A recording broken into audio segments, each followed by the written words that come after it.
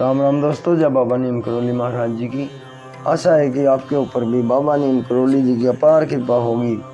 आपके घर परिवार में भी सभी कुशल मंगल होंगे, यही मैं प्रार्थना करता हूँ। बाबा नीम करोली जी जैसे श्री राम जी से, मेरे शिव शंकर महादेव जी, मेरे गणेश भगवान जी, मेरी आदि पराशक्ति माँ नव दुर्गा, मेरे सभी देवी देवता आपके घर परिवार में कुशल मंगल रखे, यही मेरी प्रार्थना है। ओम श्री सर्वदेवाय नमः। दोस्तों, सभी देवी देवताओं का आह्वान कर लिया है, सभी उपस्थित हैं आपको आशीर्वाद देने के लिए। और ये शिव वाणी, शिव भगवान की महिमा, शिव महापुराण सुनने के लिए, और आप भी इसे पूर्ण सुने, पूरा सुने। आपके ऊपर अपार कृपा हो शिव भगवान जी की। शुरू करते हैं शिव महापुराण अष्टम खंड कोटि रुद्र संहिता। और दोस्तों, इसका पाठ है मल्लिकार्जुन की उत्पत्ति। पार्वती जी के बड़े पुत्र स्वामी कार्तिकेय अपने विवाह के लिए शिव जी के कथनानुसार पृथ्वी की परिक्रमा करके लौटे तो मार्ग में उन्हें नारद जी मिले। नारद जी ने उन्हें बहका दिया कि तुम्हारे पिता शंकर भगवान ने तुम्हारे साथ अच्छा व्यवहार नहीं किया है। तुम्हें तो उन्होंने पृथ्वी की परिक्रमा करने के लिए भेज दिया और अपने छोटे पुत्र गणेश का विवाह कर लिया। यह सुनकर स्वामी कार्तिकेय क्रोध में भर गए। वे क्रोध में भरकर कैलाश से वापस लौट गए। माता पिता के बार बार समझाने पर भी वे नहीं रुके। शिव पार्वती दोनों उन्हें बार बार कहते रहे कि बेटा रुक जाओ, लेकिन वे क्रोंच पर्वत पर चले गए। पार्वती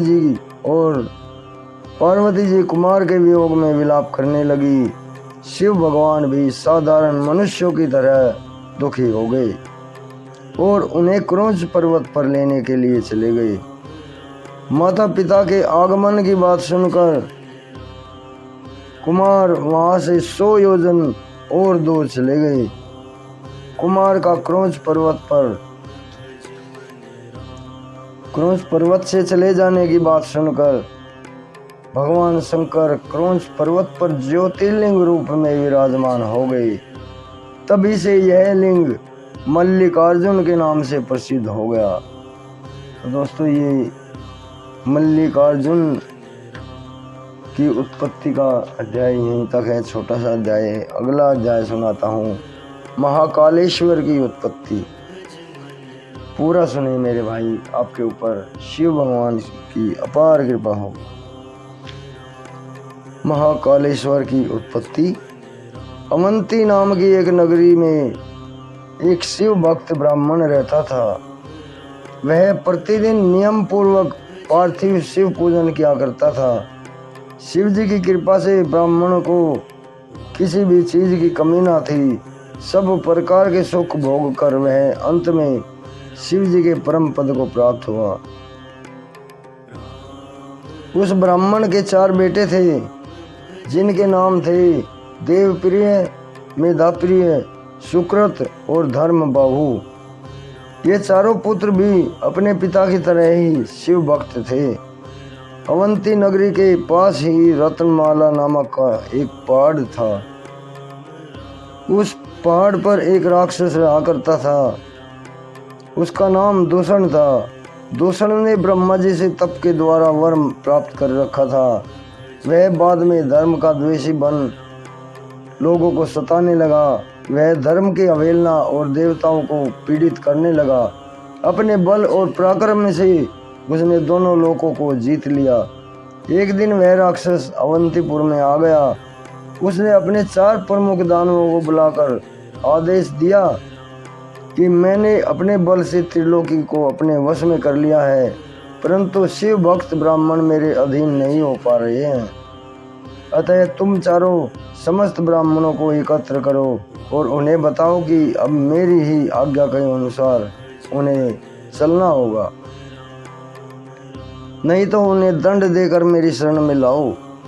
ये चारों दानव दूर दूर तक उपद्रव मचाने लगे, प्रजाजन दुखी होने लगे, परंतु ब्राह्मणों पर उनका कोई प्रभाव नहीं पड़ा। प्रजा के लोग ब्राह्मणों के पास जाकर प्रार्थना करने लगे कि प्रजाजन ब्राह्मणों से बोले कि हम आपकी शरण में हैं, न मालूम ये दानव दुराचारी कहाँ से आकर उपद्रव मचा रहे हैं। इन्होंने बहुत से मनुष्यों को मौत के घाट उतार दिया, आप हमारी रक्षा करो। ब्राह्मण बोले, हमारे पास ना तो अस्त्र शस्त्र है और ना ही कोई बल पराक्रम है जो हम इन दैत्यों का नाश कर सकें। हम सब ब्राह्मण तो भगवान भोलेनाथ की शरण में उनका आश्रय लेकर ही यहाँ रह रहे हैं, वे ही हमारी रक्षा कर रहे हैं। इतना कहकर सब ब्राह्मण नियम पूर्वक शिव जी का पूजन करने में लग गए। इतने में चारों दैत्य वहाँ आ गए। वे सभी नगरवासियों और ब्राह्मणों को देखकर बोले, इन सब को पकड़ लो और मारो। परंतु शिव भक्त ब्राह्मण निर्भय होकर शिव पूजन में लगे रहे, परंतु प्रजाजन डर कर भागने लगे। दानवगण जैसे ही ब्राह्मणों को पकड़ने के लिए आगे बढ़े, त्यों ही पार्थिव शिवलिंग के नीचे की भूमि भीषण आवाज के साथ फट गई। इसके बाद भयंकर शब्द करते हुए भगवान शिव जी प्रकट हो गए। उन्होंने भयंकर हुंकार भरकर सभी चारों दैत्यों को तथा उनकी सेना को और दूषण नामक दैत्य का विनाश कर डाला।